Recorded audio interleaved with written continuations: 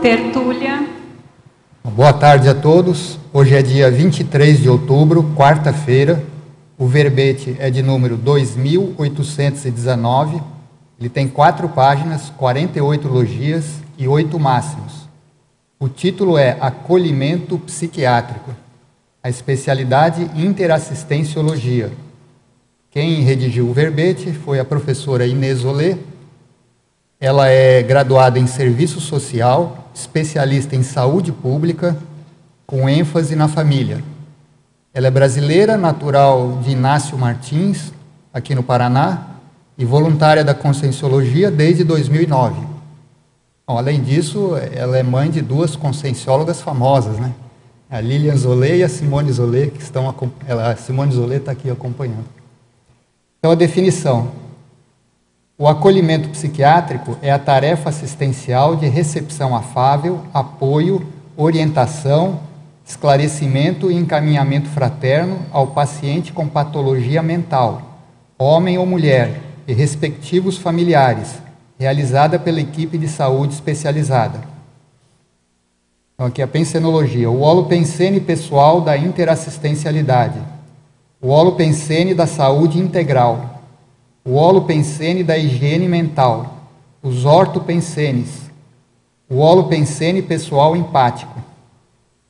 Aqui a fatologia, a dinâmica da boa equipe, o acolhimento mental somático, o megatrafor aplicado na assistência, o acompanhamento sistemático da equipe técnica, a classificação das vulnerabilidades e fatores de risco, a conduta cosmoética, o ato de saber conviver e ajudar, a autopriorização fraternal,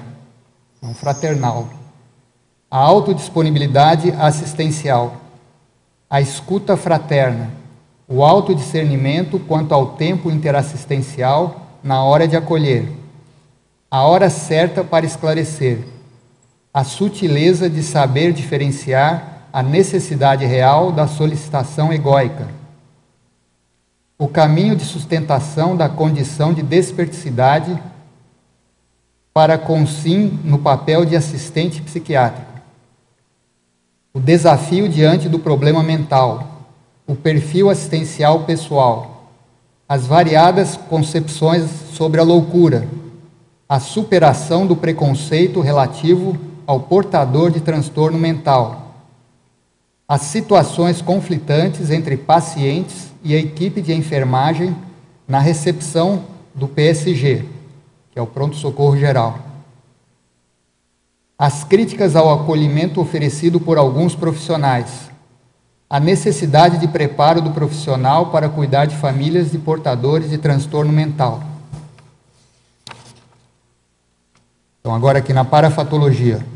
O paracolhimento psiquiátrico, a autovivência do estado vibracional profilático, o acolhimento técnico multidimensional especializado da OIC, a sinalética energética e parapsíquica pessoal, identificando a aproximação de consim portadora de transtorno mental, o acesso a para-ideias sobre saúde mental, a inspiração dos amparadores extrafísicos de função nas abordagens interassistenciais.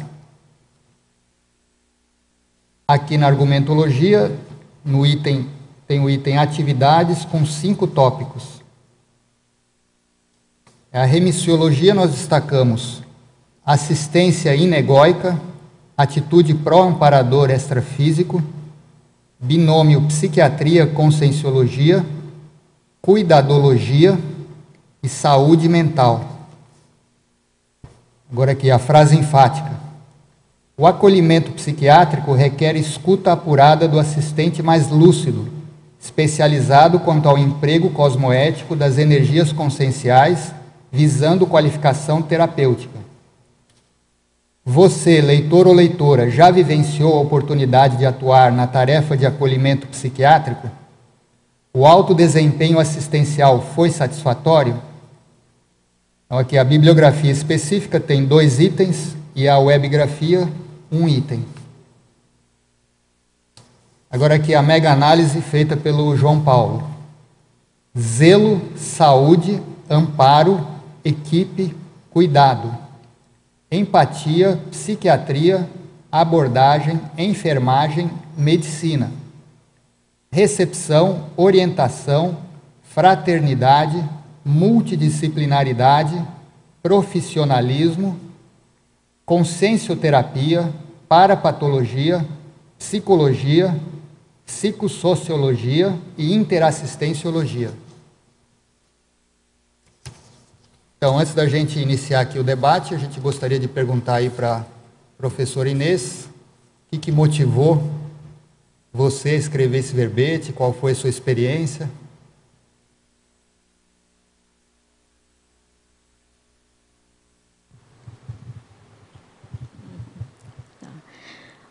O que me motivou a escrever esse verbete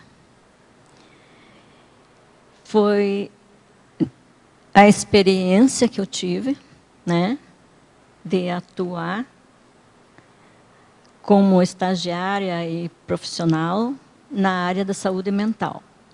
E outros enfrentamentos que eu tive também, que foi a escrita, né, o computador foi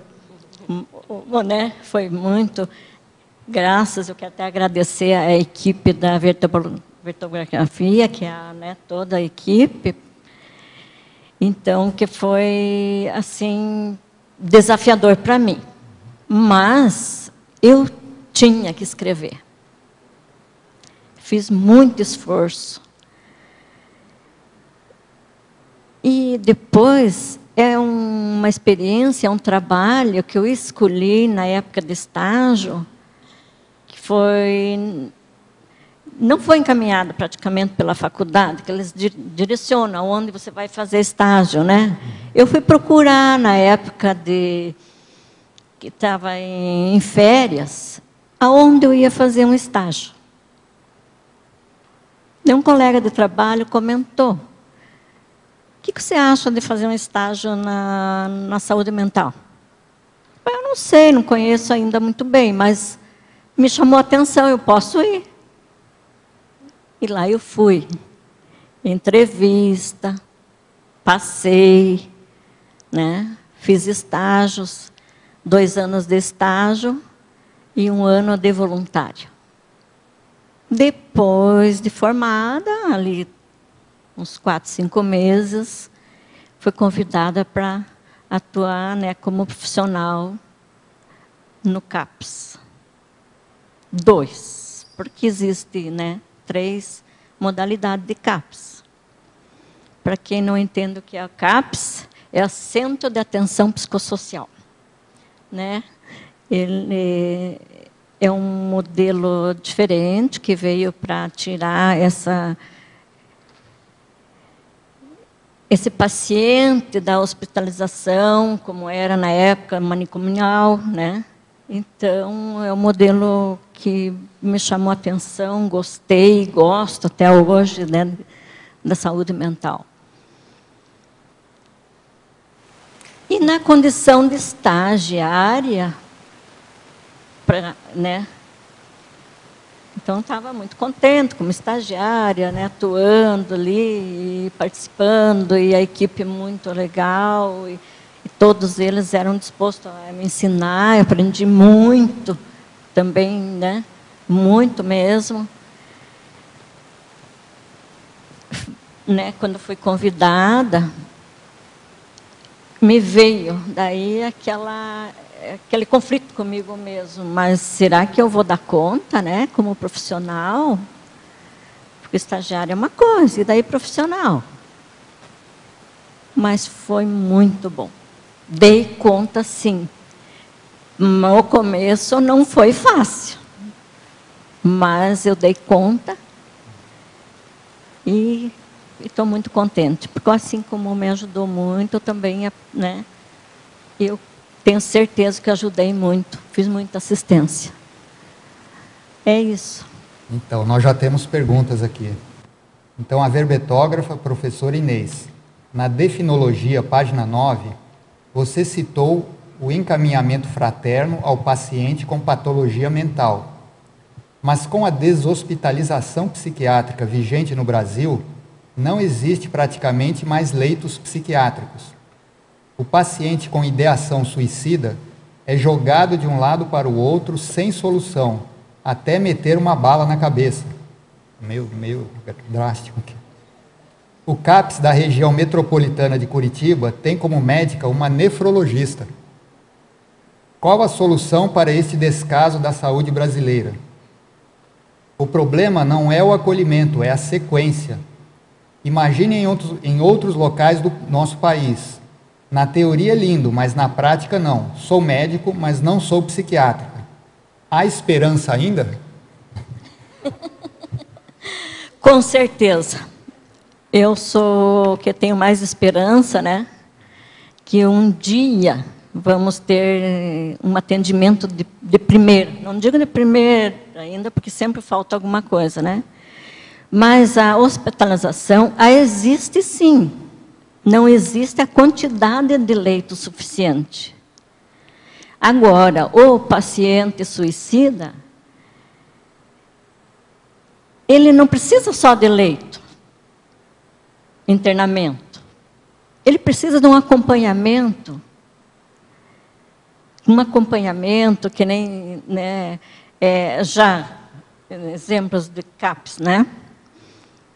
Quantos foi recebido no CAPS com ideação suicida, né? Mas essas atividades, o acompanhamento da equipe multidimensional e mais a família, ele pode ter praticamente uma vida mais estável. Não quer dizer que você não tenha o tempo todo cuidado. Um minuto que descuide, o suicida, ele já está com aquilo na cabeça, ele vai tentar.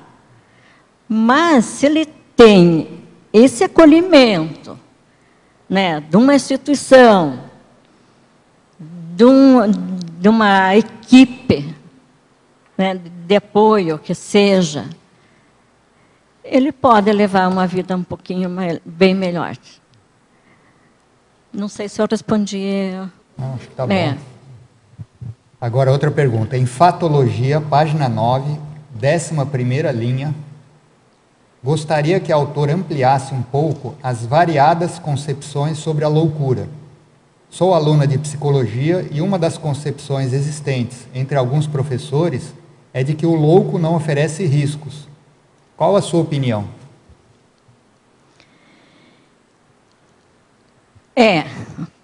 Louco, né, já diz, né, já todo mundo tem medo, né, há muito preconceito sobre isso também, né.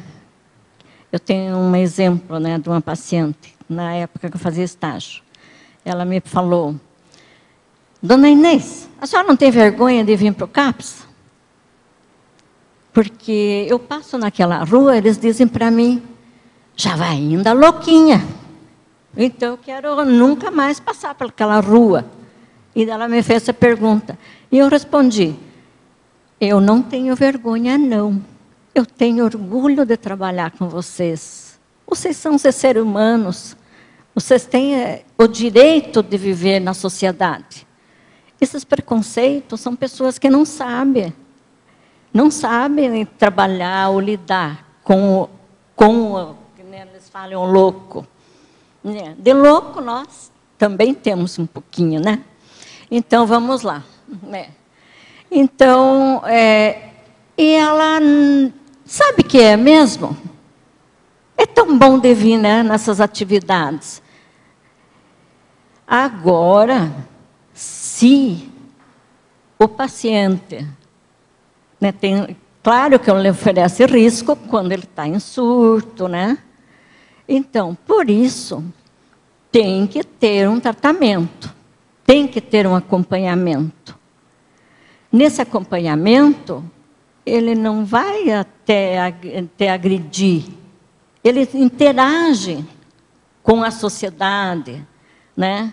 Ele vem ter aquela liberdade, que nem um exemplo, né, chegou a dizer, para mim, ai, que felicidade, eu vim de ônibus sozinha, primeira vez, né? Então, tem que levar um tratamento, tem um acompanhamento. Repito novamente, que não é só do médico, psiquiatra, não é só do medicamento, nem da equipe. Tem que ter, principalmente, acompanhamento familiar. Que existe muita família que não cuida, não é que não cuida, não tem essa orientação. Como lidar com o paciente. Respondi. Então, mais perguntas aqui. Professora Inês Olê, em mitologia, página 11, por favor, poderia comentar os itens da mitologia?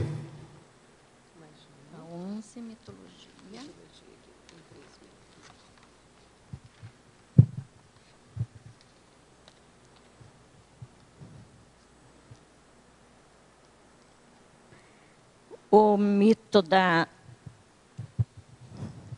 incapacidade de trabalho, né? O mito da doença mental, da doença, quebra no mito do mito da heterocura. O mito da incapacidade de trabalho dos portadores de transtorno mental, eles têm aquilo com eles. Será que não vou mais poder trabalhar? Por que não? Né? Por que não? Tem uns excelentes pintores, tem, assim, fazem artesanatos, fazem, não às vezes, mas eu não posso fazer mais o que eu fazia. Não, às vezes você não pode fazer aquilo, você vai ter que mudar, vai se adaptar àquilo que você pode fazer agora. Então, aquilo para eles é um incentivo, né? Então, ele pode trabalhar sim, como também já teve trabalhar em caixa de mercado. Isso é o trabalho do serviço social, porque daí você tem que inserir o paciente nos trabalhos que eles podem fazer, né? Então, tem isso que eles podem também trabalhar. E a quebra do mito da heterocura?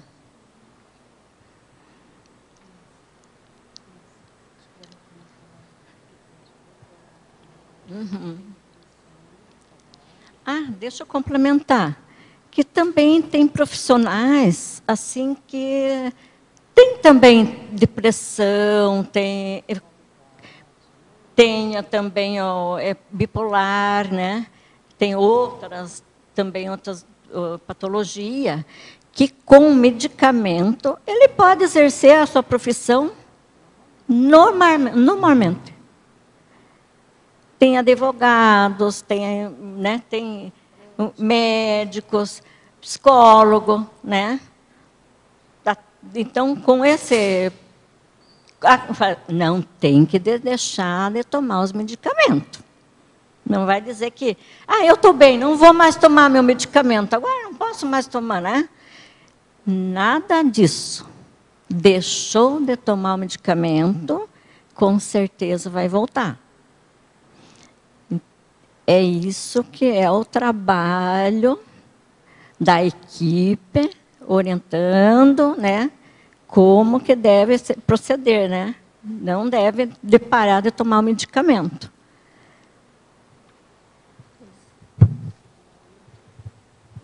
Tem o segundo ainda, né, e o terceiro.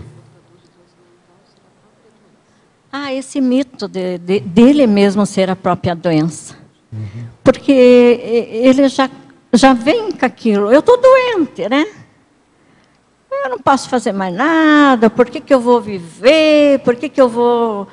Né? Daí, depois desse acompanhamento de tudo, né, da equipe, de todo profissional, ele vai perceber que não é aquilo. Ele volta a ter um pouquinho de melhor autoestima dele, né? Então, não é o que ele pensa. E se pensou, porque tudo que você pensa negativo, né? Se torna um pouco mais pesado para pessoas, né? Então, tem que sempre pensar um pouquinho melhor, mas ele não vai pensar sozinho, porque ele não tem esse discernimento. Tem que ter um acompanhamento, sim. E a própria família também tem que incentivar.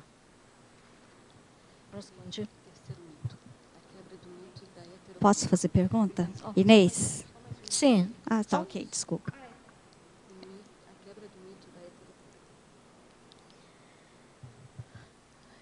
Esse mito da heterocura.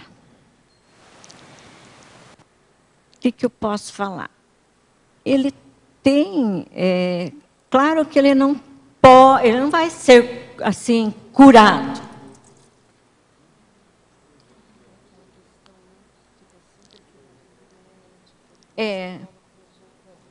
Ele vai sempre estar pedindo. Mas, doutor, por que o senhor não me cura? O psicólogo. Eu converso, mas não estou vendo que não está resolvendo, não vou ser curado. Mas não é isso. É o acompanhamento, né, para poder melhorar a patologia, né, do paciente. E o esforço pessoal também, né? Eu respondi. Inês, então eu gostaria que você comentasse na fatologia, na quinta linha, na primeira página. Isso, quinta linha. Você colocou autodiscernimento quanto ao tempo interassistencial na hora de acolher. Esse tempo interassistencial, você poderia esclarecer? Na quinta linha. Desculpa. É na quinta linha mesmo.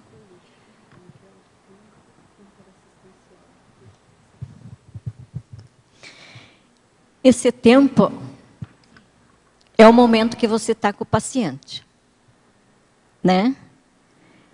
É o tempo mais importante para mim, ou para qualquer profissional de saúde mental. Porque você tem o tempo todo para ele. A ouvir, atenção,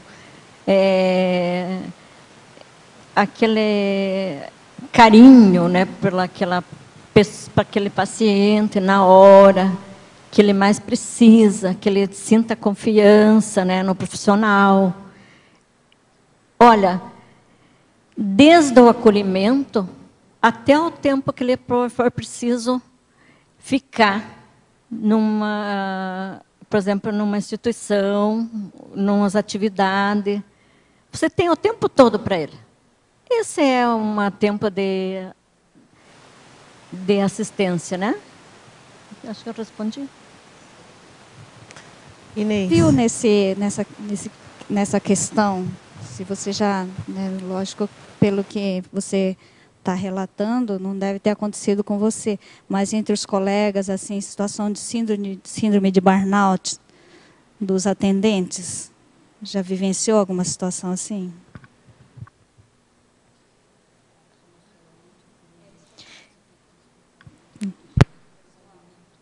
Sim, já vivenciei.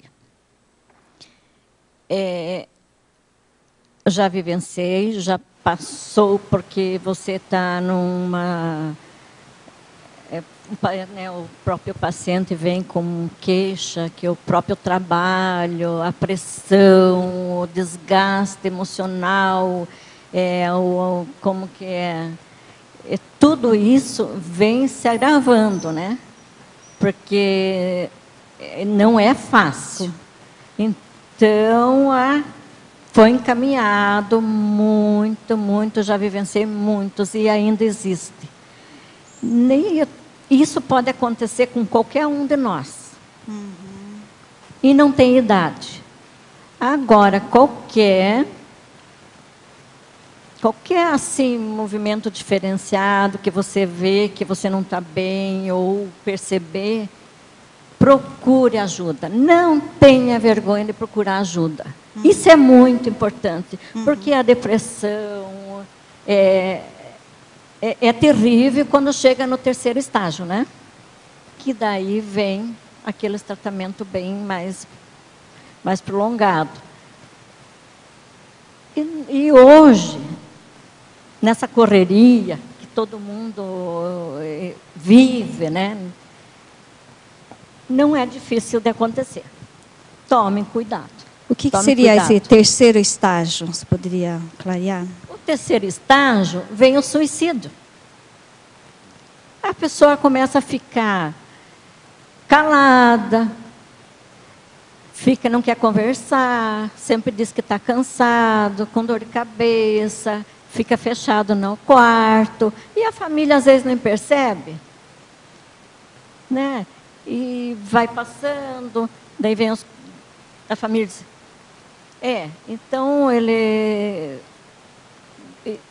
a família vai deixando de lado, não dá essa atenção, e daí acontece que chega no momento que entra em surto. Daí, nesse surto, vai ser, claro, voltando, chamando SAMU, né? Que tem que chamar SAMU, vai para um hospital, depois do hospital encaminhado, direcionado para onde vai ser o tratamento. Respondia.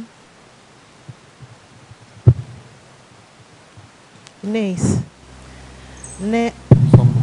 Deixa eu aproveitar que você está nessa pergunta, né? Que foi colocada do burnout e essa dificuldade, às vezes, do profissional de saúde mental lidando com os problemas dos pacientes, da família e dos vizinhos e, às vezes, de legislação, porque muitas vezes tem alguma situação de licitude envolvida, alguma complicação maior, que aí entra o processo, às vezes, do direito, dentro da questão da saúde mental. E você tem uma boa experiência dentro do processo de assistente social, enquanto profissional, e você lidou com uma série de pacientes, familiares, quando você era do Centro de Atenção Psicossocial. Eu queria que você pudesse colocar para a gente, às vezes, assim, algumas situações, ou porque você coloca a questão de, alguns momentos, você ter ficado um pouco abatida, né, com a situação, com o próprio trabalho. Sim. E a gente sabe que não é fácil estar nesse trabalho diariamente, vendo sofrimentos diversos, né? Então, se você pudesse colocar para a gente alguma situação, talvez, que você tenha sentido alguma dificuldade, talvez, para poder lidar. E como é que você conseguiu fazer para você estar saindo dessa situação? De algum abatimento ou de alguma situação que mexe com você?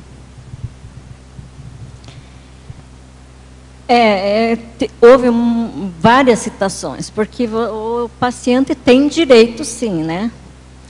Ele tem direito até em transporte, né? Que a gente encaminha muito para transporte, né, de ônibus. E também a condição de ajuda do INSS, mas às vezes acontece que também é difícil, daí ele não passa pela perícia, daí você já tem que encaminhar para a Justiça, né, Federal, e assim eles ficam tristes, sabe que a condição deles é precária, porque isso acontece às vezes quando já tem um paciente na família, ele vem bem desgastante para a família, porque mexe com todo, é o financeiro, é o econômico, é tudo, né? E daí você encaminhando para todos os benefícios que ele tem o direito, mas não é sempre que ele consegue. E quando não consegue, você tem que ir direto já para a Justiça Federal. E daí vamos lá e vamos perícia até que ele consegue. E a felicidade dele, né? Então, tem situações, muita situação assim. Também essas acompanhamento com familiares, que você vai também fazer visitas, né? esse também faz parte, porque você não é só o paciente, você acolhe ele e a família. E a família, você também tem que trabalhar. Não é só o acompanhamento com o paciente. É através das atividades, né, que vem com todos os profissionais, né? Então, cada um tem a sua atividade, e daí o serviço social trabalhava muito com a família, no grupo de família, orientando familiares. E um sonho que eu sempre tive é trazer toda a família para dentro do CAPS, e que não conseguia, né? Porque todo mundo trabalhava, não tinha tempo, então vinha aquela questão e me incomodava muito. Inês, pode falar, depois eu vou. Daí veio uma ideia, levei para a equipe, como fazer para trazer todo mundo para dentro do CAPS. E a equipe achou interessante e abraçou a causa. Então, vamos fazer uma vez por mês, um grupo de família, com toda aquela reunião. Uma reunião, um grupo de família, e acolher a família toda. Então, vamos para o telefone, para toda a família, ligando, convidando, uma vez para a primeira quarta-feira do mês. Do horário das 6 às 8 horas, que a equipe, né, se dispôs a ficar um pouquinho a mais para dar todo esse apoio. Então, foi assim, interessante. Até que o primeiro encontro, eu me emocionei. Não tinha lugar para colocar os familiares dentro do CAPS. Foi uma conquista muito grande, que deve, acho que ainda permanecer até hoje. Assim. Inês, você está dando uma aula de humanismo aqui para todo mundo. Eu queria trazer um ponto que eu acho que é muito sério. Eu tenho estudado muito a violência, especificamente a violência doméstica. E você falou de suicídio.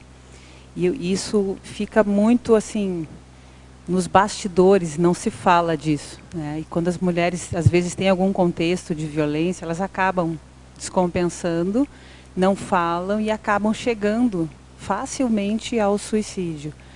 Ver como é sério a questão aí do suicídio, das pessoas não darem valor para isso. A pessoa vai se fechando e depois ela perde a noção da realidade, não sabe mais o que é certo, o que não é. E aí acontece isso que você falou. Era só para contribuir com esse ponto aí, que eu achei muito importante. É isso mesmo, obrigada. Bom, temos mais perguntas aqui. A verbetógrafa, em Fatologia, página 9, 9ª linha, as diferentes doenças psiquiátricas. Poderia falar sobre o acolhimento ao paciente esquizofrênico?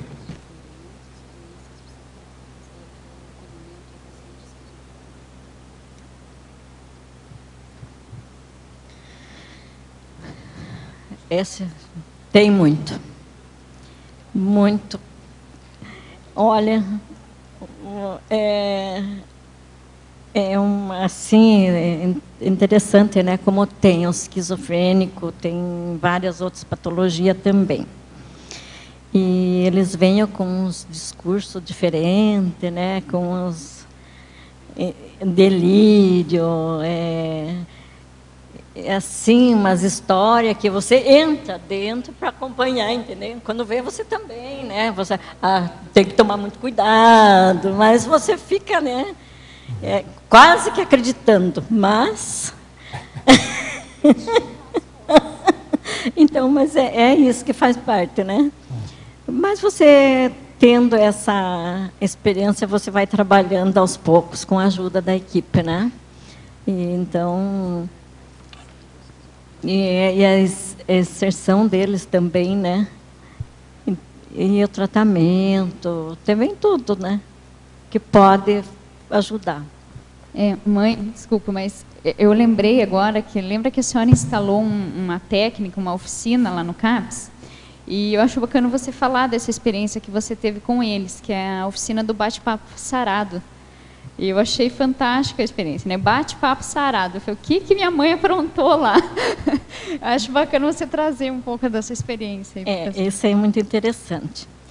Então, desde o estágio, né, eu ficava sempre na lista de frequência, né? Então, você tem contato direto com os pacientes, né? Então, eles chegavam e a primeira queixa. Isso era... Não está bem, eu fui internado, eu tive que chamar SAMU, eu briguei com a mãe, eu quase bati na minha esposa. Eu digo, mas só queixa, e eu tentando, né, animar e trazer assim, mais uma motivação. Eu digo, mas o que eu posso fazer aqui? E aquele acolhimento que você faz desde a lista de frequência é muito importante. Foi para mim. Porque você conhece cada um. Cada familiar, sabia pelo nome. Até a equipe dizia, como que você pode gravar o nome de todo mundo, né? Fulano. Daí chegava e perguntava como é que vai o filho, como é que vai a mãe. Já foi, né? Então, fazia parte, né? Desse acolhimento. E foi uma reunião da equipe, logo no início, né? Daí o doutor me pediu, e qual é a oficina que você vai trabalhar, Inês? Bater papo sarado. Todo mundo olhou e disse, mas o que é isso? O que você vai trabalhar nessa oficina? É uma coisa diferente que eu tenho que fazer. Eu vou trabalhar né, a autoestima, a cognição. Isso que eu pensei assim comigo, né? É isso que eu quero. E o que vai fazer? Não pode falar coisa ruim. E essa oficina é na segunda-feira, né? É na segunda-feira. Olha, eu tinha tanto paciente naquela oficina, porque eles chegavam e diziam assim, hoje é segunda-feira, né? Bom dia, dona Inês, não pode falar coisa ruim hoje, né? Digo, não pode. Hoje vamos só coisa boa. Daí todo mundo ia lembrando, né? Então chegava a oficina, embaixo de uma árvore, num lugar bem tranquilo, que daí tinha tudo para você estar bem, né? Então, você trabalhava, daí ela, assim... Quem queria falar, erguia a mão, né? Você já ia... Tinha vontade. E nessa oficina, surgiu muita coisa que eu fiquei muito feliz. Pessoas que não falavam, pacientes que não falavam, eram quietinhos, me traziam um relato. Lembrava o que aconteceu de bom durante a semana. Claro que era mais a comida, né? Eu comi maionese, eu comi arroz, eu comi churrasco. Mas nessas, né? Vinha outras. Um abraço de um filho, uma mãe disse. Eu nunca ganhei um abraço. Outra. Eu fui passear com a minha família na Fartal, né? Então, outras. Eu tomei banho sozinho, troquei de roupa. Eu fui comprar meu cigarro lá na ponte de ônibus sozinha. Fiz a barba. Então, isso é uma coisa que para você era gratificante. Imagine, uma sementinha que plante, né? Quanto que você vê o retorno, né? Agora aqui, em Parafatologia, página 10, segunda linha. A sinalética, energética e parapsíquica pessoal, identificando a aproximação de consim portadora de transtorno mental. Poderia esclarecer?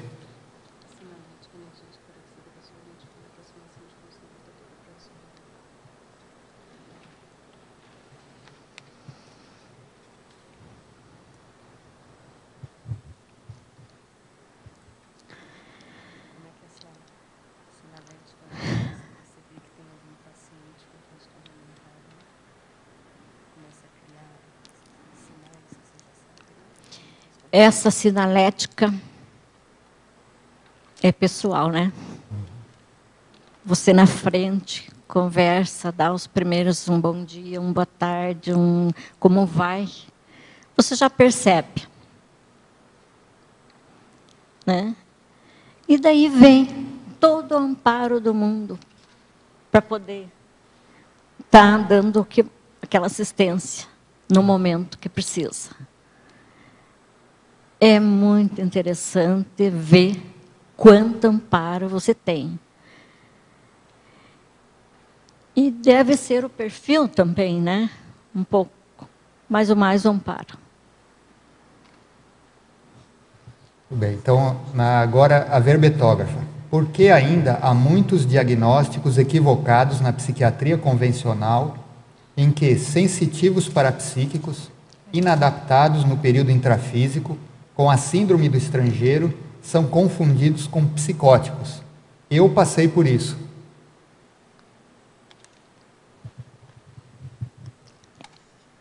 Essa síndrome eu vou pedir ajuda.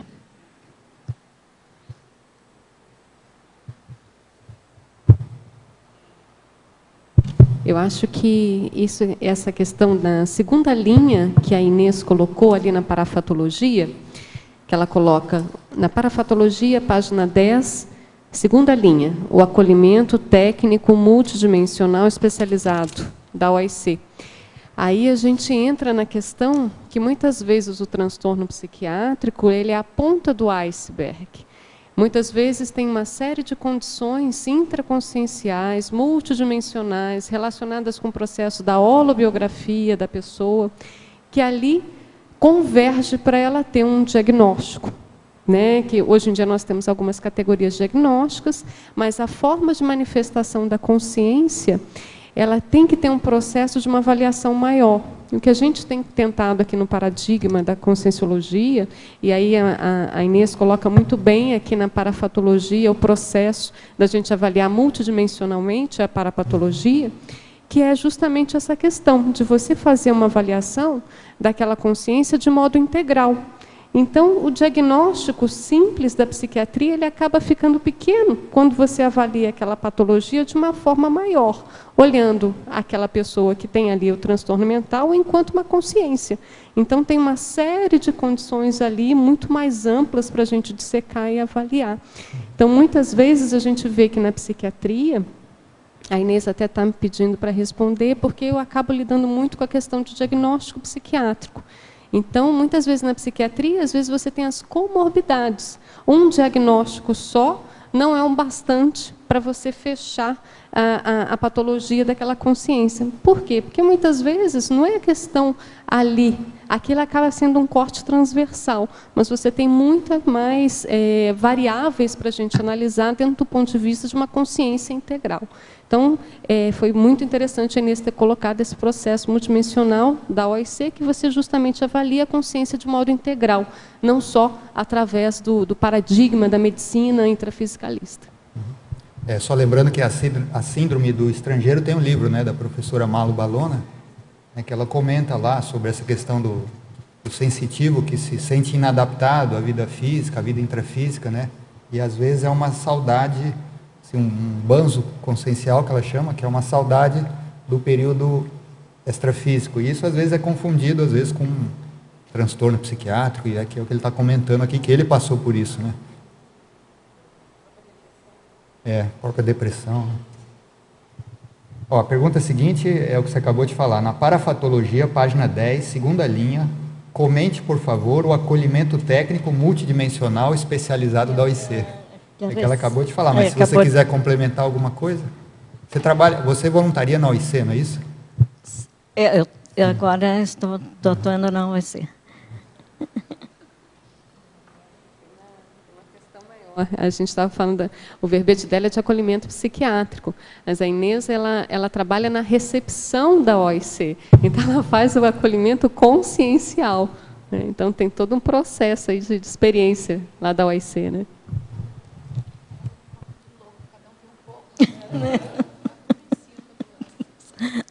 Então, você quer comentar um pouco sobre esse trabalho na OIC, que ela está perguntando aqui, ó? Para você comentar o acolhimento técnico multidimensional especializado da OIC. esse acolhimento técnico, né? Ele trabalha, é um acolhimento, como a doutora Adriana já comentou, né? Especializado da OEC, que é um trabalho multidimensional, né? Além do que vem trabalhando, isso aí é muito, nossa, é outra aprendizagem, onde eu estou nessa recepção do acolhimento, né? Até muita coisa que nem sei como até explicar, né? Mas o acolhimento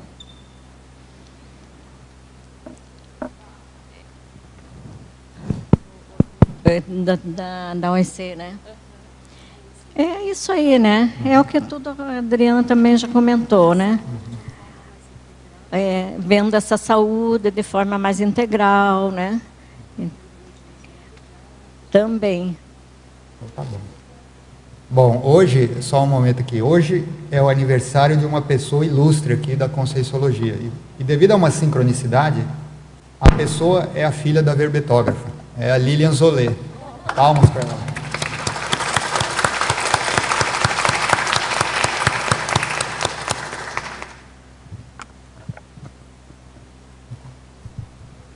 Inês, eu queria te pedir, você pode comentar como são os passos para a pessoa poder ser atendida na OIC?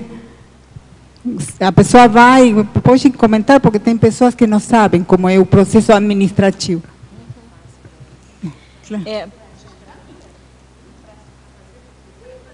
A pessoa atendida, ela precisa algum tipo de assistência, pelo menos Cristina, você gostaria de saber como que é o procedimento do atendimento na OEC, né? Então, ligando ou enviando e-mail para o agendamento, né? Que é agendamento@oec.org, né? .br. Você pode estar se inscrevendo para o agendamento. Ou também pode ligar lá para mim, né? Que eu estou lá na recepção. Daí eu faço esse acolhimento, pego todos os dados, vejo qual o tipo de atendimento, porque existe o pontual, né? Que são feitos na segunda-feira, né? Um atendimento de 45 minutos, gratuito, né? E depois tem o atendimento regular, que é quinzenal, e tem o intensivo, que é de segunda a sexta-feira. Agora, para pessoas que assim não conhecem como que seria bom esse pontual, para ter uma orientação, né, como que é feito esses atendimentos, conforme a sua demanda. Então, é através desse e-mail.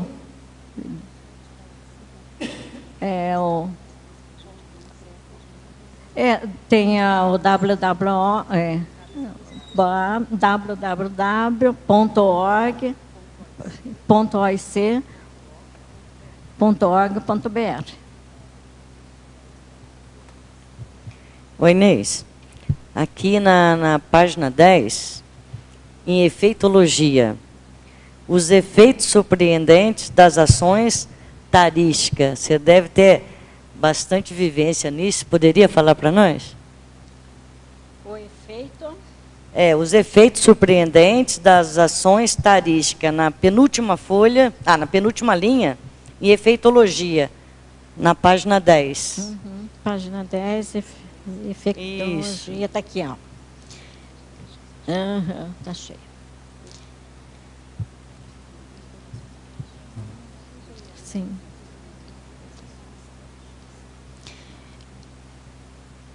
Os efeitos surpreendente. Você faz, né, esse acolhimento, mas você não se dá conta do efeito que vem depois. Que você, assim, poxa, mas como eu fui tão bem acolhida. É gratificante, É né? gratificante, Olha, você se sente... Às vezes você não percebe. Você faz aquilo com tão naturalidade que vem de você mesmo, né? Esse espontâneo, né?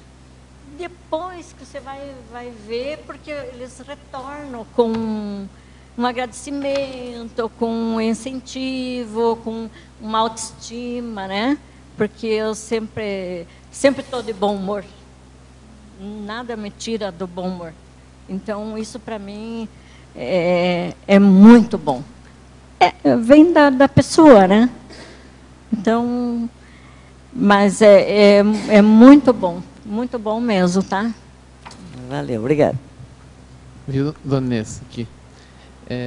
A senhora agora falou há pouco a questão do bom humor, né? Quem sabe até já tenha respondido um pouco da pergunta, mas eu vou formulá-la e a senhora vê se é por esse lado. Muitas vezes as pessoas que trabalham com a saúde mental, uma das grandes dificuldades dessas pessoas, sejam profissionais, médicos, psicólogos, assistentes sociais, é justamente de conseguir trabalhar com esse público. Nesse contato com esse público, você acaba assimilando do seu ponto de vista energético, pensênico, e conseguir fazer aquilo que eu já vi a senhora fazer muito bem, que é desassimilar.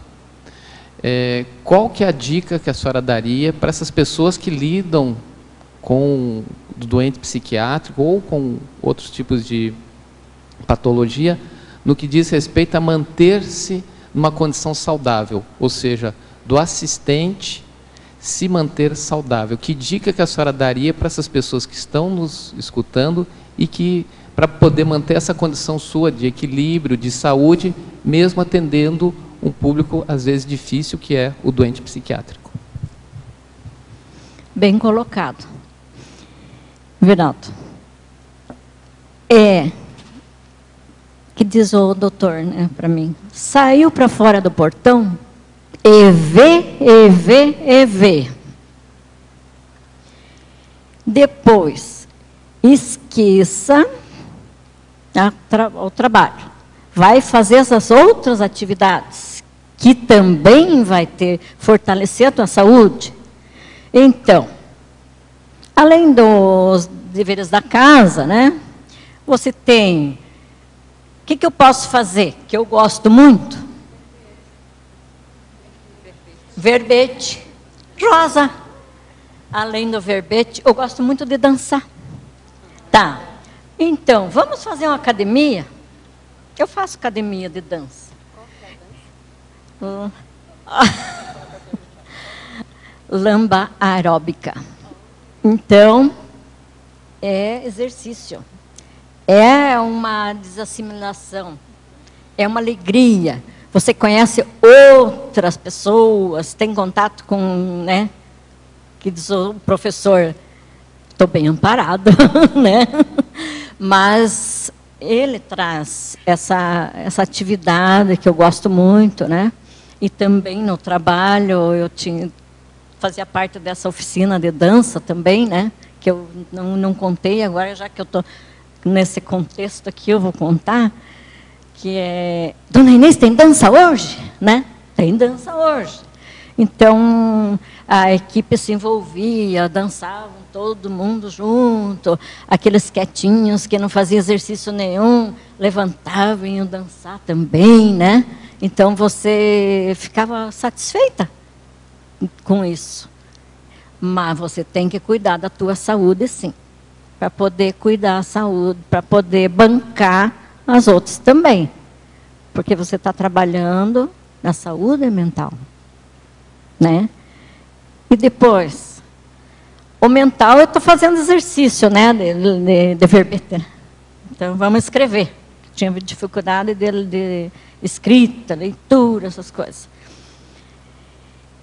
E na academia, diz o professor, a senhora vai dançando como consegue, não vou nem cobrar. Digo, nada disso. Eu estou aqui para trabalhar a coordenação. Quero fazer tudo o que você faz. Tá? Então, fui convidada para fazer uma apresentação, tá bom? Todos convidados, tá bom? Inês. Ela perguntou primeiro quando a apresentação.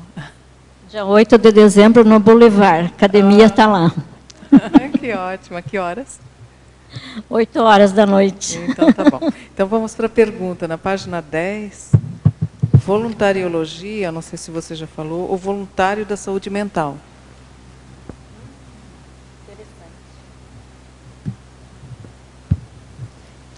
Ó, Rose.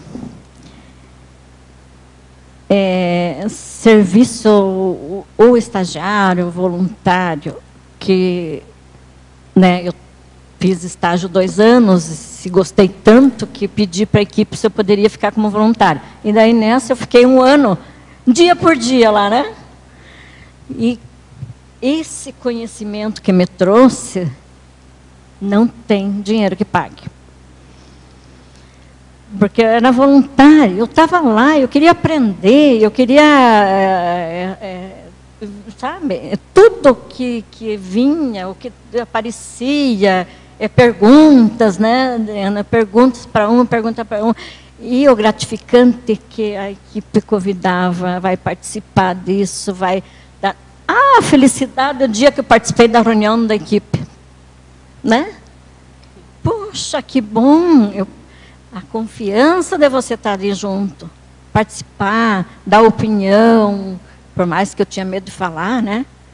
Então, eu não era tão assim. Sempre tem que falar um pouco, né? O que você tem experiência, o que você vê. Então, também me trouxeram isso onde eu estou agora. Você tem que ver, né? O que colocar minha opinião, o que precisa melhorar, né? Você está na porta da entrada, né? Tudo bem, então vamos ver o que podemos, né, ajudar. Isso é importante também. Agora, o voluntariado, para quem tem vontade, não de fazer esse voluntariado, em qualquer instituição, olha, tem um amparo dobrado. Eu tive a oportunidade, através de você mesmo, de conhecer o CAPS 2. Lembra de uma época? Eu achei muito interessante o trabalho lá que você realizava e da equipe. Eu lembro que, na época, eu tenho uma história ainda de lá, que é bem interessante. Eu fui, daí tinha um café da tarde, participei lá do café, e a mãe de um dos pacientes veio falar comigo que eles tinham uma pessoa assim com muita dificuldade financeira, bastante mesmo, não tinha às vezes nem dinheiro para o passe do ônibus, e ela veio comentar a respeito da importância de se inscrever. Eu achei bem interessante que eles eram catadores de lixo, catadores de papel, e acharam um livro, lembra daquela história? Acharam um livro no lixo. E o filho era alcoólatra, além dos problemas mentais, caía no chão, ficava caído na rua, ela tinha que buscar. E eles acharam esse livro. E ela um dia chega, viu que ele ficou muito tempo no banheiro lá, estava com o livro, e ele viu a respeito, leu nesse livro a respeito dos males do alcoolismo. E, a partir de então, ele estava lá em tratamento de doença mental, mas ele tinha deixado o alcoolismo, embora estivesse sofrendo muito a falta do álcool, né, a abstinência. Isso aí foi uma história que eu lembro que naquela vez que eu estive lá eu ouvi. Eu acho que é uma história bem interessante. E hoje, com o verbete, você está trazendo aqui também alguma coisa escrita de toda a tua experiência de lá, que não é pouca. Para quem conhece você, sabe que essa experiência é muito ampla. Eu estou falando onde eu atuei, né, no CAPS 2, mas existe o CAPS AD, né, que é álcool e droga, né? Existe também o CAPS I, que é para infantil, né? Também. O infantil foi, acho que, implantado agora, esse ano, né? Aqui em Foz, né? Mas existem essas modalidades que venham a trabalhar essa inserção social, né? De acordo com a doença. Então, teve essas partes de atividades também, que é o passeio. Eu não esqueço, jamais. A feira do livro. Vamos passear, né? Todo mundo de ônibus vindo para a Feira do Livro. Então, vemos. Interessante como atraiu assim para eles a palestra. Na época o Moacir estava dando a palestra aquele dia, sabe? Daí eu até fui assim chamar porque estava na hora de voltar, né? Dona Inês, mas eu gostei tanto dessa palestra, né? Então foi interessante. Então assim você olhava nos olhos da pessoa aqueles pacientes diziam, mas quantidade de livro. Imagina se vocês viessem aqui na Loteca, né? Impressionado com a Feira do Livro. Um passeio diferente. Depois compramos um lanchinho. Tudo aqui. Então, passou um dia agradável. Além de outras atividades de lazer que tinha, né? Que eram os dias de festa junina, né? A dona Inês ensaiar quadrilha, né? Então, isso aí também era muito bom. Festa de fim de ano também tem essas interação com eles, né? Que não é também só aquilo aquele sempre festas, tudo isso tem também. E claro que outros profissionais tinham outras atividades, né?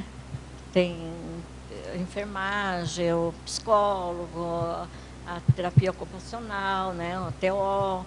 Então sempre cada um tinha a sua atividade diferente, né? Inês, aqui, Tânia.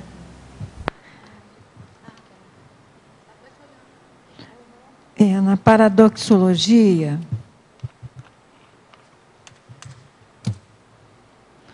página 10. Você podia desenvolver o que você quis falar? Que paradoxo é esse? Sim, Tânia.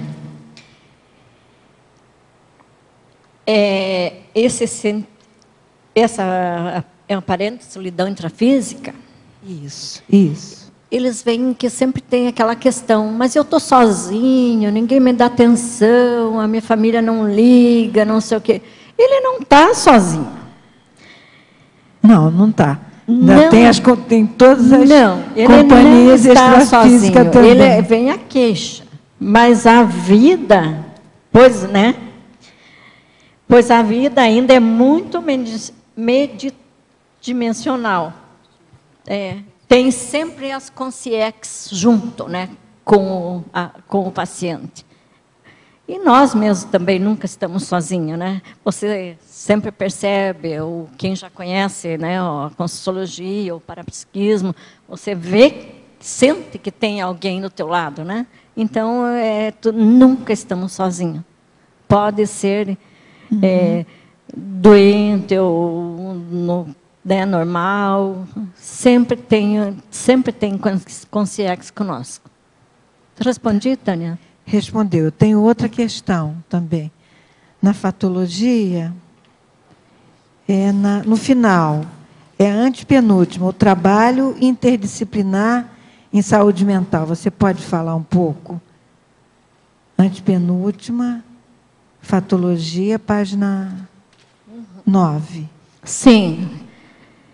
Esse trabalho, ele vem desde um cronograma, né?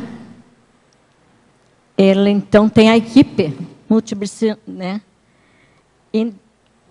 multidisciplinar. E né, que tem a psicóloga, o enfermeiro, assistente social, né? Daí tem o pessoal da administração. Então, é uma equipe. Farmacêuticos, né? Não, farmacêutico, daí já não entra onde não entra na equipe, não?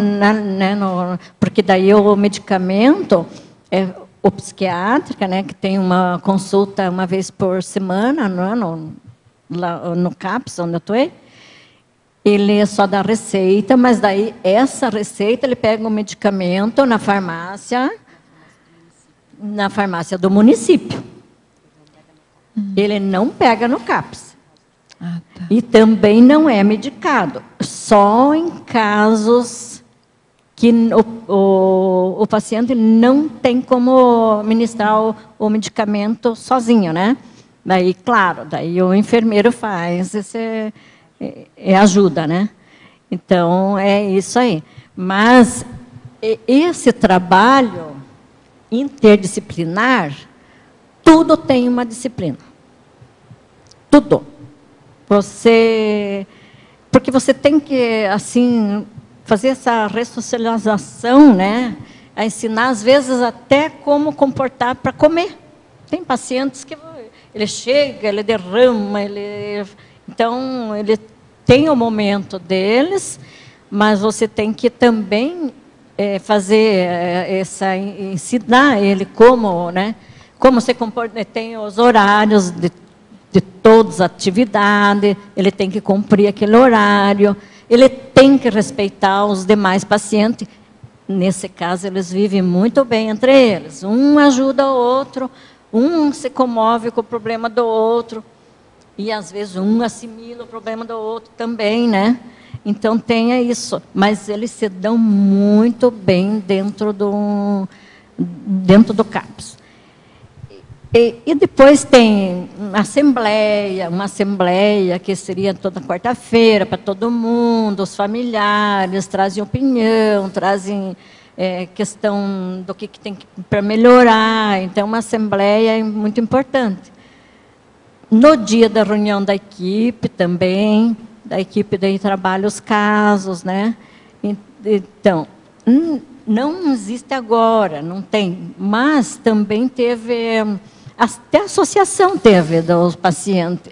É uma associação que eu participei como voluntária, né? Eu ajudava o presidente, que depois da assembleia, assim, o grupo operativo, né? Mais a assembleia. Depois existia a reunião do ASCAPS. Então, você aproveitava aquilo, terminava, você lavava um por um lá para dentro da outra sala para participar, porque senão elas corriam. Fumar, tomar um cafezinho, porque eu adoro tomar café e fumar, né? Então, tinha o espaço para fumar, que era né? Então, o fumódromo, que eles diziam, né? Eles brincavam que eu não podia com cheiro de cigarro, né? Eu digo, aqui está contaminado, eu nem vou chegar. Mas era tudo assim... E essa associação do ASCAPS, conseguiram, na época, até uma cadeira na conferência, aqui na Secretaria da Saúde. Depois houve uma conferência em Curitiba, a gente participou, foi todo mundo junto, e foi bem organizada. Foi uns momentos muito bons, né? Então, conferência da saúde, eles participavam também, sabe? Então, existia assim uma interação com tudo, participação. Não quer dizer que eles não podem participar, eles podem sim, e são muito inteligentes. Às vezes eles ensinavam cada coisa para mim, ou que eu ficava assim, né? Mas eu vi, isso. Tinha assim, um esquizofrênico, que ele era muito inteligente. Ele lia, ele fazia poesia, ele fazia coisas assim diferentes. Então, às vezes, trazia uns relatos que às vezes você não acreditava, mas eu acho que tinha... que ele também né, percebia as projeções, né? Então, tem muita coisa ainda que você pode aprender com eles. Tá, muito obrigada, Emília. Eu, Donês, mais uma pergunta. A senhora trabalhou vários anos com doente mental e alguns desses até têm histórico de agressão, às vezes até usuário de drogas. E, ao longo dessa sua jornada, a senhora se saiu muito bem, porque uma vez eu tive a oportunidade, algumas vezes até, de acompanhar seu trabalho, participar de algumas oficinas. E eu vi que todos eles, ou muitos deles, tinham um respeito grande pela sua pessoa. Conta para nós um pouco de como é que a senhora desenvolveu essa técnica de forma, ao mesmo tempo, ser tão acolhedora, doce e gentil com eles, e, ao mesmo tempo, impor respeito e se fazer, com a sua força presencial, uma figura de referência dentro do seu trabalho. Essa técnica é do cotidiano, que você vai aprendendo, né?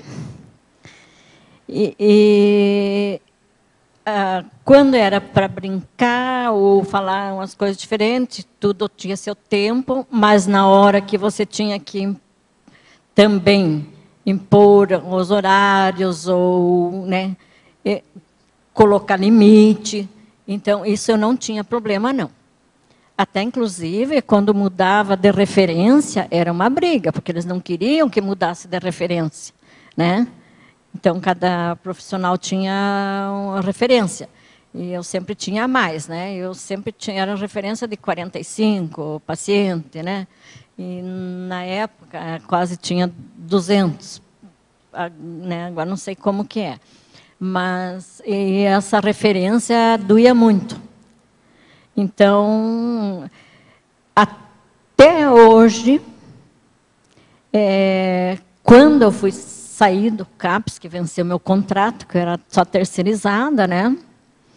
Fui preparando há muito tempo.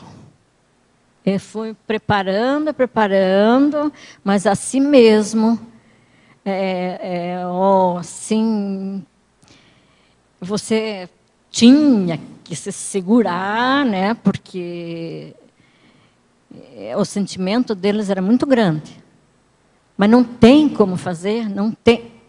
A Associação do Açucapes fez até abaixo-assinado, né, na época, para ficar lá. Mas isso foi atrás, né? Mas daí, nessa condição de profissional, né, que eu tinha que sair para vencer o contrato, mas, olha, eu não pensei que seria tão assim, e na mesma hora colocar que era isso. Não é porque eu queria. Porque existia um trabalho terceirizado. Chegou o momento, eu tinha que sair. Que não ia deixar de encontrar. Não ia deixar inclusive, a gente se encontra, às vezes, nos ônibus. Né? Encontra, porque você encontra em qualquer lugar. E não tinha medo também, assim, de ser agredida, né? Porque o respeito, era muito respeito comigo. Então, eu tinha aquela condição, parece que ser de mãezona, né? Mas não é. É esse acolhimento, né, que vem. E o respeito também, né? Eu respeitava cada um deles, tudo, né? Então, trazia isso. Inês, justamente aqui na interaciologia, você comenta dois itens, coloca 2 itens. A interação, intercompreensão, interassistencialidade e a interação paciência-persistência. Que são coisas que as pessoas que conhecem você sabem que faz parte dos seus atributos, né? Isso mesmo, Cristiana. Se você, o que eu mais aprendi em toda essa minha vivência, que hoje eu estou com 64, é a paciência e a persistência. Então, você não pode desistir nunca. Quando surge qualquer problema, ou venha uma coisa assim que você para pensar, para mim, eu penso, o que eu posso ajudar? O que eu devo fazer para poder ajudar? Ou me ajudar também, né? Para poder interagir com o outro. Eu me coloco no lugar do outro. E isso sempre foi. Porque você não pode pensar só em você. Você tem que pensar no outro. E é isso que me sustenta, viu, Cristina? A paciência e a persistência. Aqui, temos mais perguntas aqui de teletertulianos. Como diferenciar doença mental de um desequilíbrio causado pela influência de assediadores?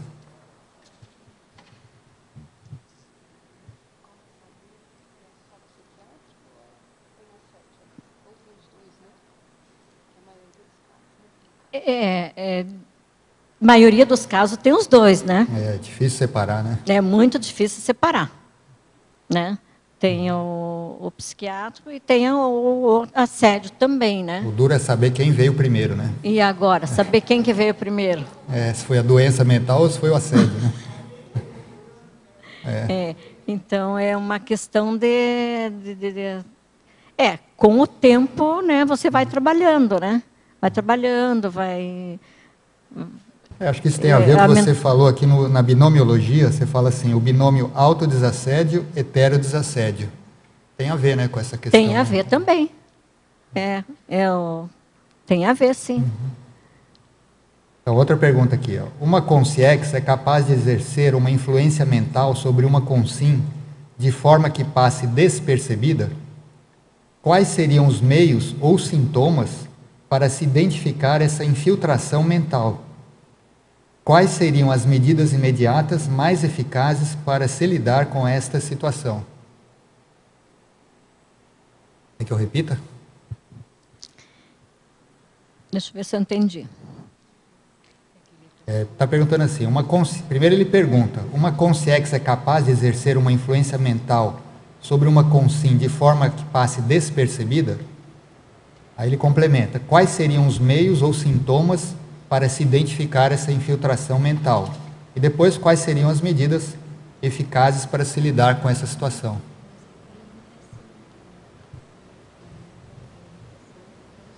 Sim, é fácil. Fácil a mim. Eu demoro um pouquinho a captar. Mas é fácil. Quando você tem uma situação que você fica irritado, né? Opa, mas isso aí não é meu, né? Isso aí já é um assédio. E depois você vai percebendo. Daí, na medida que você vai percebendo a tua irritação, por quê?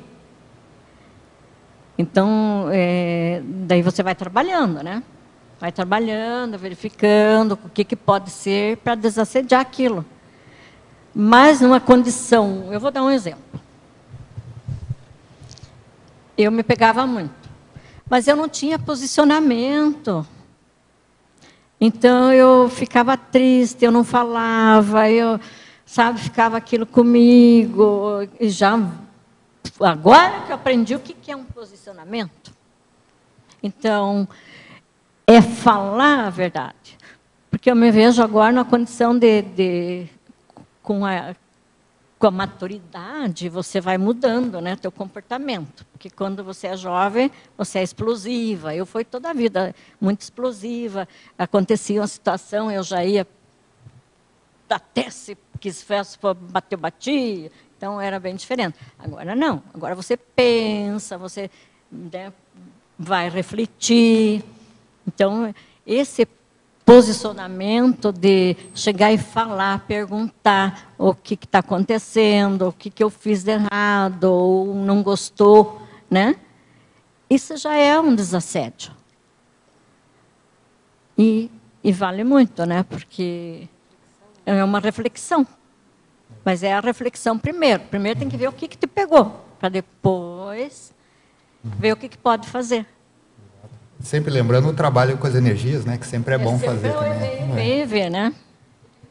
Então, poderia nos dizer a diferença existente entre a labilidade parapsíquica e a bipolaridade psíquica? Tem a especialista ali, também pode falar. Esse eu vou pedir a ajuda da Lília. A labilidade parapsíquica é quando qualquer pessoa sensitiva, sem experiência, ou seja, jejuna, né, com a sua capacidade ou sua habilidade de perceber o extrafísico, os espíritos, ou qualquer tipo de informações oriundas do extrafísico, ela acaba ficando abalada com essas informações. Ou seja, a pessoa ela percebe a consciência, muitas vezes assistida, ou seja, ela não está num nível harmônico com as energias, ela percebe aquele padrão de energia nela e sente as mesmas dores, desconfortos, ideias, muitas vezes pessimistas, antagônicas, nela mesmo. E como essa consciência sensitiva ela é inexperiente, muitas vezes ela acha que aquele padrão de pensamentos e emoções deturpados são dela. Então ela não tem esse questionamento que a própria Inês comentou, né? Então ela vai colocando tudo nela, depositando toda essa estrutura, né? Esse emocionalismo nela. E o que acontece? Ela fica abalada. Então ela vai se sentindo com mal-estar. Quais seriam esses mal-estar? Seria uma sonolência abrupta, mudança de humor, só que essa mudança de humor ela é muito localizada, não tem a frequência da bipolaridade, né? Que a bipolaridade tem quadro de mania e um quadro de depressão. E isso ele é bem singular. Existem episódios, né? Existe uma frequência onde essa pessoa ela fica mais eufórica e outro que ela fica mais depressiva. Já o lábio parapsíquico, isso não ocorre com frequência. E ele sabe que foi diante de uma interação ou de uma consciência que ele viu. Então, essa é a diferença. Outra coisa importante, na bipolaridade, a pessoa, no quadro de mania, ela se exacerba muito. Então, ela vai para as compras, ela aumenta o seu comportamento de compulsão. Né? Então, isso é bem da psicopatologia. Já a labilidade não ocasiona isso. A pessoa normalmente não fica assim, ela sente pequenos desconfortos, né? Que não chegam nesse quadro. E no quadro da bipolaridade, que é a depressão, ela já fica antagônica, pessimista. O que é pessimista? Pensa mal dela, pensa mal do outro, fica num ciclo vicioso onde ela não consegue sair, né? Ela precisa de um auxílio externo. E aí tem vários comprometimentos. Lilian, posso só fazer uma pergunta em cima disso para você, para a Inês e para a Adriana também, se for o caso. A partir daí, então, a doença mental pode iniciar ou se agravar, né? Então, se a pessoa não diferencia essa realidade, ela não diferencia que o problema, ou que a questão é parapsíquica, ela entra num quadro, pode aumentar o quadro tranquilamente e gerar uma doença mental, e aí ela se mantém simplesmente fora da realidade. É isso que... Porque também pode acontecer as duas coisas. A pessoa ser bipolar e ter labilidade parapsíquica. Um não é excludente do outro.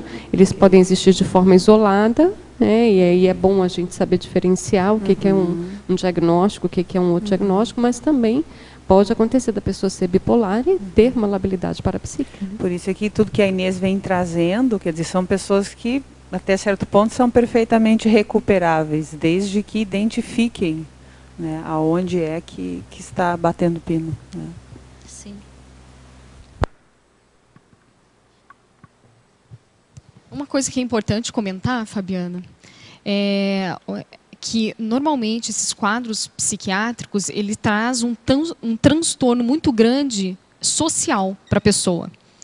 Então, normalmente, essas pessoas elas vão ter mais conflitos externos. Claro, conflito interno ela já tem, né? Mas ela causa muito mais confusão no seu meio social do que qualquer outro que não tenha esse distúrbio. Então, isso é importante avaliar nesse sentido, né? E também podemos fazer essa correlação ou associação com a labilidade parapsíquica. Um lábio, sem os quadros que a Adriana falou, vamos pegar só uma pessoa com labilidade, sem distúrbios qualquer de bipolaridade, outros, né, psicopatologias, ela não vai ter tanto problema social. Não sei se ficou claro isso nesse sentido. Então, a convivência com as demais pessoas, com o trabalho, com o lazer dela, isso não é tão afetado. Já uma pessoa com distúrbio maior, que é o caso psiquiátrico, ela vai ter probabilidade de ter conflitos externos.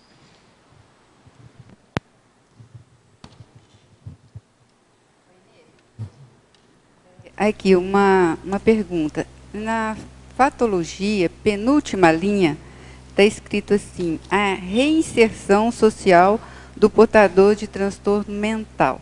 Na sua prática, nesse setor, você viu alguma programação ou algum trabalho nesse sentido para essa reinserção do portador de doença mental? Sim.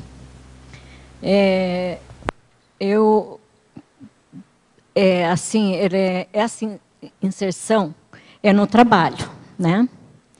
Então, como já aconteceu, de paciente voltar no trabalho.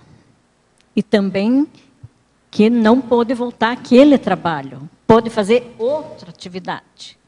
Mas existe sim, Milces, existe essa inserção como é que é? Reinserção social. E deles trabalhar. Também houve outro paciente, ele trabalhou num supermercado, né? E com o acompanhamento, claro, da psicóloga do mercado e mais o do CAPES também, que é assistente social, acompanhando o trabalho. Existe sim, mas desde que esteja esse acompanhamento dos profissionais nessa inserção. Eles têm com eles que eles não podem trabalhar, mas podem sim. Não é todos, mas a maioria pode trabalhar sim. E que nem tem vou te dar um exemplo de uma paciente que ela vendia produtos, né, do Avon, esses produtos do Avon. Então ela vinha contando que ela faturou, deu para comprar roupa nova, e ficou contente, né? Então tem outros que também vendiam roupa, sabe, lingerie. Então tem como eles fazer esses trabalhos, né? Inclusive aqui em Foz, só para complementar, tem acho que uns 2 ou 3 promotores aqui no Ministério do Trabalho que eles têm um projeto de reinserção. Então eles ajudam, né, as empresas de maior porte, porque dentro da lei trabalhista, né, tem empresas, por exemplo, passou lá de 500 funcionários, você precisa ter uma porcentagem de reinserção, né, de inclusão social. E aí eles ajudam você nisso, né, a localizar essas instituições que trabalham, né, com essa população, para ver quem que pode ser reinserido e reinserir. Né, tem o próprio caso ali do Hospital Municipal que tem reinserido lá uma boa porcentagem. Então, é um trabalho bem importante, né? Sim, é bem importante isso, né? Obrigada, Cê. Ok, mais perguntas. Obrigada, Inês. A verbetógrafa. A sua atuação profissional exige processo pessoal de desassimilação simpática constante. Como você procede em situações críticas? Você já respondeu, né? Mas pode falar de novo. Né? Além dos EVs, né? Uhum. Da dança. E da dança. Vou contar, né, como que é o meu cotidiano, meu dia a dia. Desde sair, já para começar, eu gosto de casa, pode tudo lá atrás, tudo fechado, muro, tudo fechadinho. Mas na frente tem que ter uma visão. Então eu abro, já estou olhando tudo, a boa convivência com vizinhos, essa interação do bairro, porque logo que eu fui morar naquele bairro, eu queria conhecer o bairro, sabe o que eu fui fazer? Entrei na associação de voluntária. Como que funciona? Quantos moradores tem aqui? Como que é? Acabou acontecendo que quem trabalhava nessa associação era só o presidente e eu como voluntária, né? Eu dava as ideias para o presidente e ele fazia. Vamos fazer uma festa de sorvete? Vamos. Vamos fazer uma... tem uma coisa interessante que me chamou muita atenção. Vamos fazer comemoração, uma comemoração grande para juntar todo mundo, vamos. O que vamos comemorar? Eu não conhecia nada ali no bairro. São Roque. Vai o vizinho. Dona Inês, não existe São Roque aqui. Aqui é São Marco. Digo, não sei se existe ou não existe, mas é a ideia, né? Então vamos fazer. Mas se for por causa dos santos, vamos fazer uma igrejinha lá, né? Vamos lá, São Roque, tá bom. Então vamos juntar todo mundo e vamos chamar um padre do Paraguai, que não tem nada a ver aqui, e ele vem aqui, faz a missa campal, né? E nós entramos com churrasco e tudo, né? E foi muito bom. Mas veio essa experiência nessa conflito de como que tem, né? De santo. tudo bem, mas deu a volta por cima. Então, é uma coisa assim que você tem que conhecer, tem que... desde um ponto de ônibus, que eu só ando de ônibus, né, de carona, né, que todo mundo me vê na esquina, já me dá carona para o OIC. E isso aí me faz a viver, sabe? A vivenciar o dia, ter contato com as pessoas, né? Então, está sabendo como é que está, o que está acontecendo, né? Agora, não ver coisas ruins, como eu dizia, né? Então, tem certos programas que você nem liga, né? Então, só coisas boas, interessante, aberto a mudanças, aberto à aprendizagem. Eu estou em outro enfrentamento ali na OIC, né? Que é, além do computador, eu não só atendo ali só a recepção. Vem o Brasil inteiro informação, né? De repente, você depara com pessoas que vêm lá da Austrália, fica sentado na minha frente, eles querem conversar e eu quero conversar, e eu não sei falar inglês. Então, é outra, né? Uma coisa que eu vejo que tenho que aprender, tenho que me qualificar. O que você faz numa recepção? O que você faz, né? Então, sempre a cabecinha está toda, sabe? Agora, quando eu esqueço uma coisa, eu me preocupo daí. Opa, mas eu não posso esquecer, mas eu não dou conta que eu já vou para essa linha, né, do esquecimento, né? Porque a idade. Mas não tem idade. Penso, mas ainda... Quando chegou 60, cheguei num cartório, o meu colega disse, mas, dona Inês, a senhora tem preferência? Eu digo, mas eu não sabia. Não que eu não sabia, eu não... Demorou a cair a ficha, entendeu? Mas agora eu usufruo desses benefícios. Então, vamos lá. Você tem alguma situação onde o amparo foi explícito? Qual a sua vivência parapsíquica, a sua atuação junto aos amparadores? Minha vivência...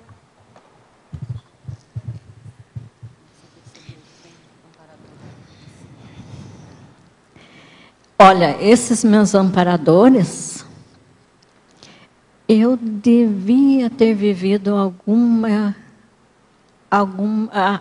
porque você não é essa vida, você vem de muitas vidas. E tudo que eu estou fazendo, eu tive a sensação que eu já fiz.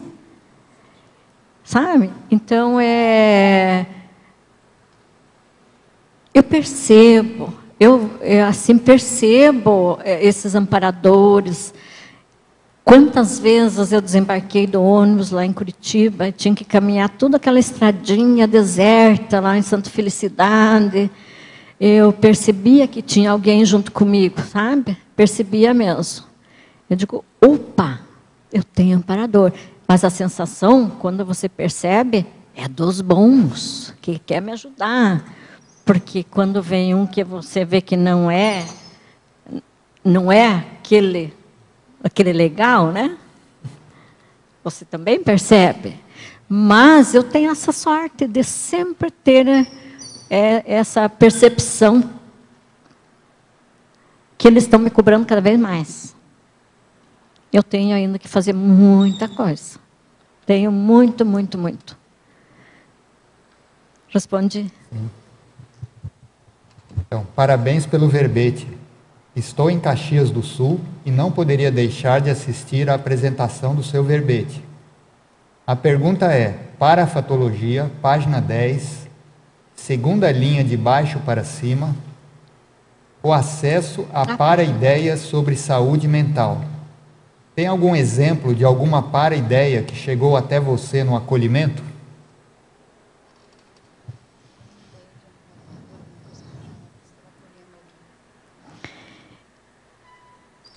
Veio sim. Muito. Essa ideia, essa percepção desse amparador, você sente aquele calafrio.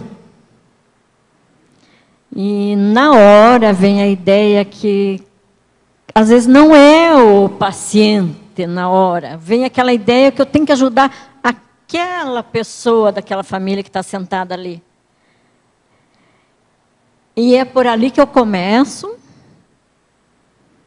E sempre tem que, primeiro, além de você ter essa ideia e a percepção do amparador, tem que ter muita reflexão.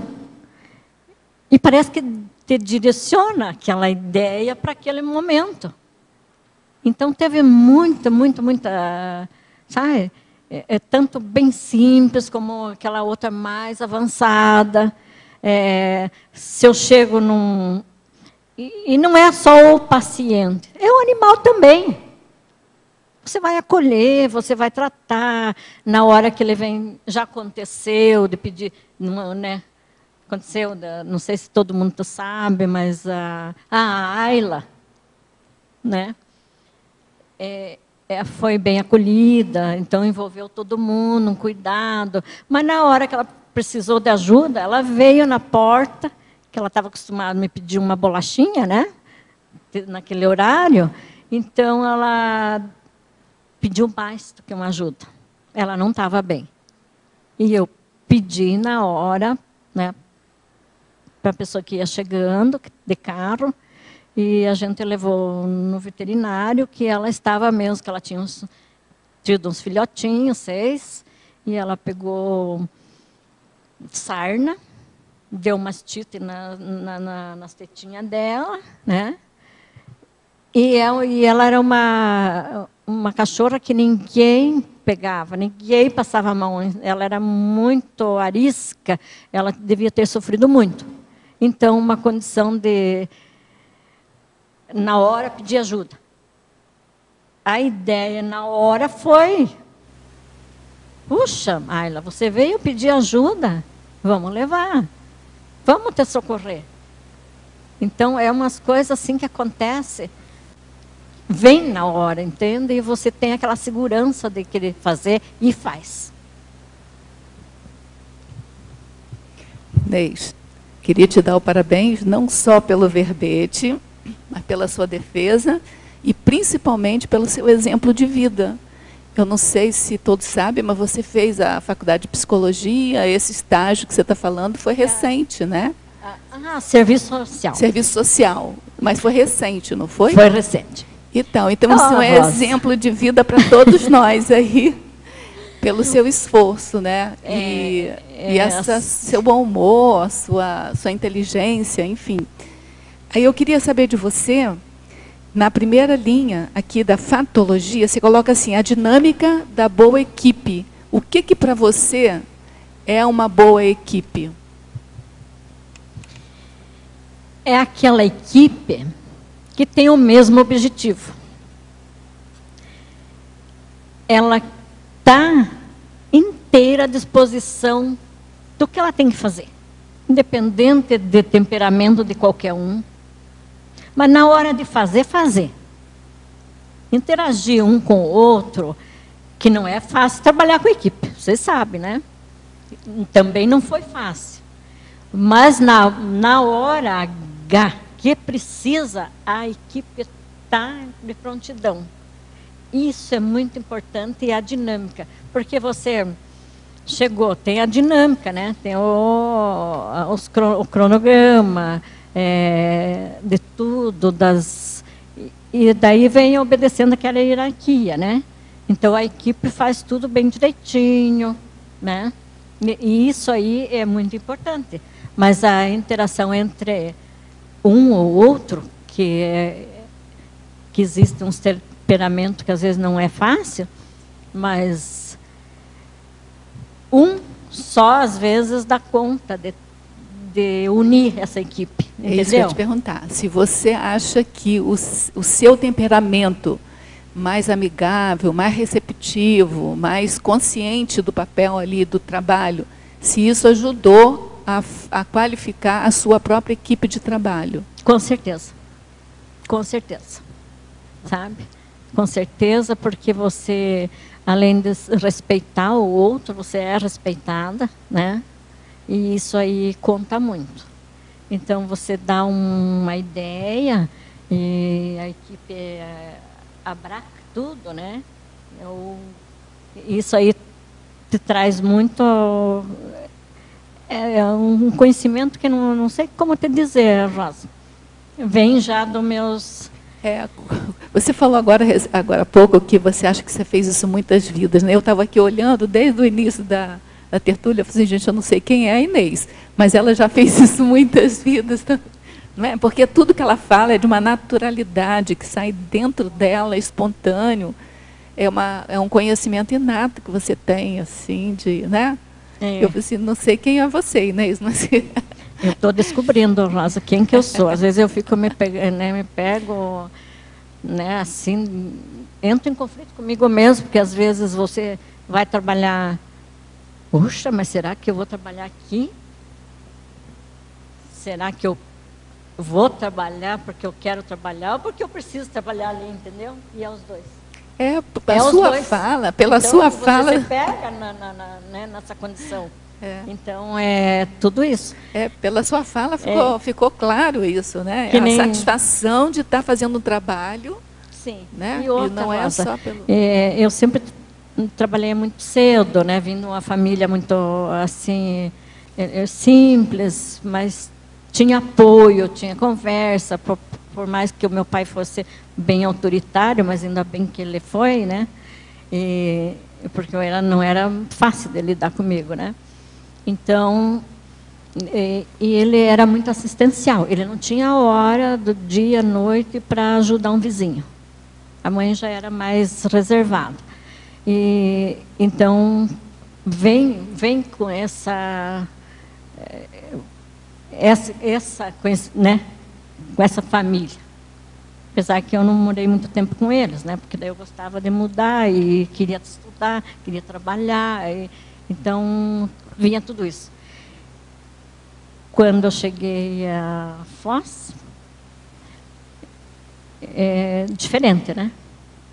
Mas eu não saí da estrada. Porque a Estrada Velha de Guarapuava dá continuidade, porque aqui foi município de Guarapuava, né? E Inácio Martins é município de Guarapuava. Daí vim de Guarapuava para Curitiba e para cá, né? Tudo bem.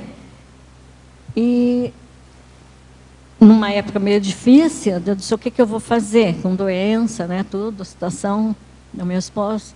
Digo, eu vou estudar. Vou fazer magistério, porque eu quero ser professora, né?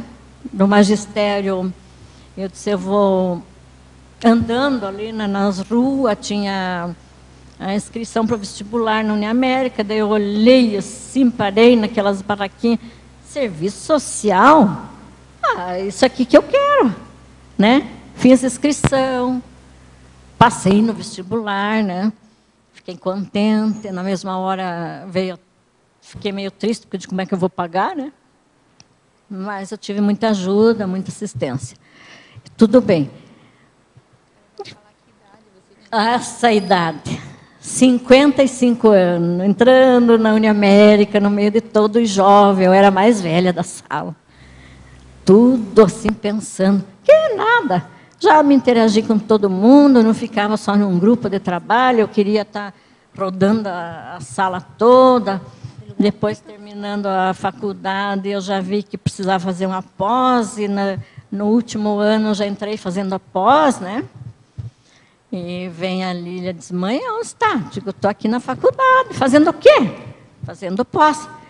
Nossa, e eu não fiz ainda. Digo, então corra que dá tempo. Né? Então tem tudo isso. E aquela satisfação de terminar e tudo, né? E daí terminei a faculdade no dia da formatura. Ué, mas eu não sei, não aprendi nada, não sei fazer nada ainda. Não sei. Aquela era a teoria. A prática que você vai aprender é lá dentro do trabalho, é no serviço voluntário, é no estágio, né? Se você escolheu, se dá bem naquele estágio. Sempre eu falava para as demais colegas, se você não gosta desse estágio, peça para mudar. Né? vai fazer uma coisa que você se dê bem, e é isso que a gente tem para passar, né? Tá bom? Obrigada.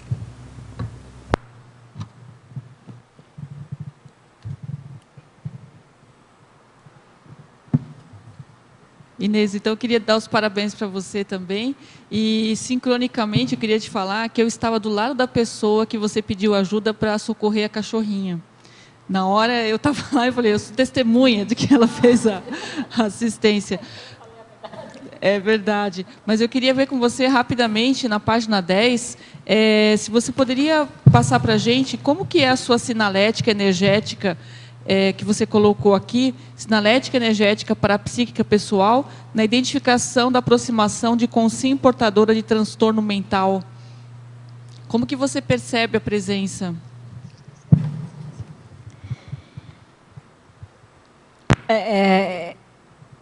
Você percebe, olha, não é só na presença do paciente que você percebe que ela tem, né, essa sinalética que você já percebe, sabe? Isso até não é muito bom quando você percebe todas as coisas, porque, né, é complicado, muita informação. Mas você já percebe no próprio acolhimento que você vai fazer, né? No olhar, na fala, no comportamento, né?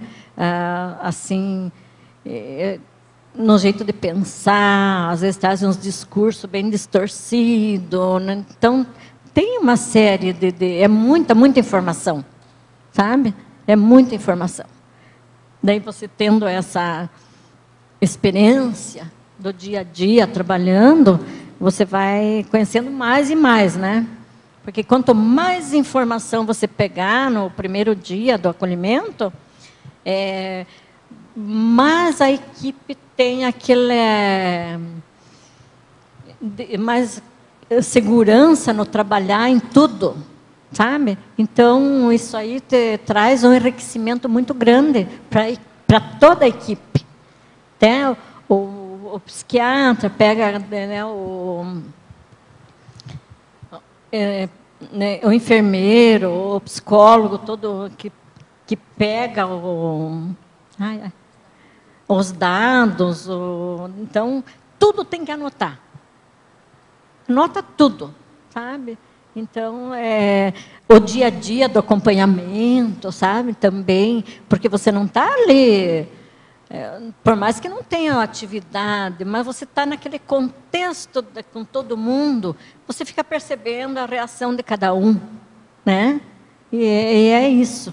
E cada um traz uma sinalética diferente. Tá bom? Então, nós agradecemos aqui a professora Inês pelo seu brilhante exemplarismo. Agradecemos aqui os tertulianos, os teletertulianos, e passamos então para os comerciais. Obrigado.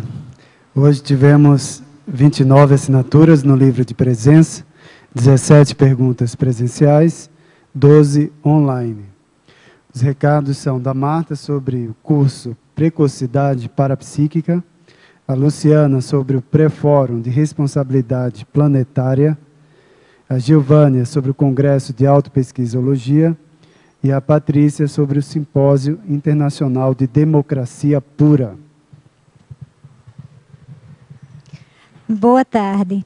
Dias 2 e 3 de novembro será ministrado pela professora Carla Juliane o curso Precocidade Parapsíquica, na série da CIP no Polo Discernimento.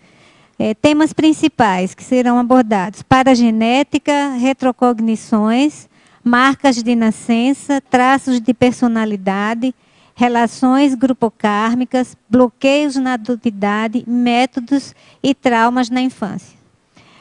Mais informações pelo telefone 45 2102 1421 ou pelo e-mail acip@acip.com. Obrigada. Boa tarde, pessoal. Essa é a penúltima chamada para o encontro pré-fórum de responsabilidade planetária. O encontro vai ser nesse sábado, dia 26 de outubro, lá no espaço da CIF, que nos cedeu gentilmente o auditório, das 8h30 da manhã às 19 horas. Eu quero explicar um pouquinho para vocês por que é importante a presença de vocês. Então, os representantes das ICs e dos condomínios e todos os demais interessados, nós faremos no domingo, após as apresentações de sábado, portanto, o planejamento do funcionamento das ICs, das ECs, dos condomínios e das vidas pessoais de quem quiser, dentro do âmbito da Carta da Cognópolis, que foi o documento que a gente construiu no primeiro Fórum de Responsabilidade Planetária. Então, esse documento tem 73 compromissos e nós gostaríamos que eles não fossem apenas papel de boas intenções. Então, para que eles possam ser colocados em prática, o domingo do pré-fórum de responsabilidade planetária será dedicado ao planejamento das ações que estão ali na carta. Ou seja, como é que eu pego aquela minha boa intenção e transformo isso em ações. Então, aqueles que ainda não se inscreveram, que têm o chamado da responsabilidade na sua vida, estão convidados a escrever para nós aqui no reconsciência@gmail.com, ou podem se inscrever com a Lucimara na epígrafe, ou mesmo pelo PagSeguro, a gente envia para vocês o link aqui pelo e-mail. O grande foco desse evento é a questão da saúde, da reurbanização e da cosmoética. Muitas vezes os nossos pequenos atos diários passam despercebidos como atos que influenciam a nossa saúde. Então, desde a escolha das coisas que a gente come, veste, lugar onde mora, bebe, até das coisas que a gente pensa, tem impacto na humanidade e na para-humanidade. Então, nós vamos discutir ali o enfoque das soluções e da reformulação desses hábitos, de modo que a gente consiga, de fato, exercer a nossa responsabilidade em nível planetário e paraplanetário. Obrigada a todos.